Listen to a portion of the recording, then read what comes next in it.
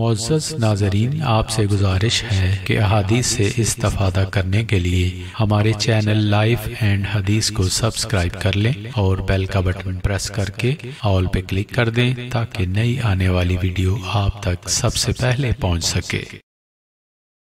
بسم اللہ الرحمن الرحیم۔ ہم سے اسحاق بن نصر نے بیان کیا، انہوں نے کہا ہم سے عبد الرزاق نے بیان کیا، انہوں نے معمر سے، انہوں نے حمام بن منبہ سے، انہوں نے حضرت ابو ہریرہ رضی اللہ عنہ سے، انہوں نے نبی کریم صلی اللہ علیہ وسلم سے کہ آپ صلی اللہ علیہ وسلم نے فرمایا، بنی اسرائیل ننگے ہو کر اس طرح نہاتے تھے کہ ایک شخص دوسرے کو دیکھتا، لیکن حضرت موسیٰ علیہ السلام تنہا پردہ سے غسل فرماتے۔ اس پر انہوں نے کہا کہ باہدہ موسیٰ کو ہمارے ساتھ غسل کرنے میں صرف یہ چیز مانے ہے کہ آپ کے حصیے بڑے ہوئے ہیں۔ ایک مرتبہ موسیٰ علیہ السلام غسل کرنے لگے اور آپ نے کپڑوں کو ایک پتھر پر رکھ دیا، اتنے میں پتھر کپڑوں کو لے کر بھاگا اور موسیٰ علیہ السلام بھی اس کے پیچھے بڑی تیزی سے دوڑے۔ آپ کہتے جاتے تھے، اے پتھر میرا کپڑا دے، اے پتھر میرا کپڑا دے۔ اس عرصہ میں بنی اسرائیل نے موسیٰ علیہ السلام کو ننگا دیکھ لیا اور کہنے لگے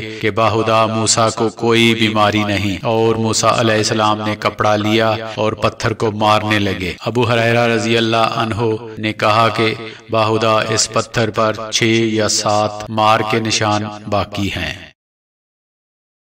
اللہ تعالیٰ نے اس واقعے کا ذکر قرآن مجید میں اس طرح بیان فرمایا کہ جس کا ترجمہ یہ ہے، اے ایمان والو، ان جیسے نہ ہونا جنہوں نے موسیٰ کو ستایا تو اللہ نے اسے بری فرما دیا اس بات سے جو انہوں نے کہی، اور موسیٰ اللہ کے یہاں آبرو والا ہے۔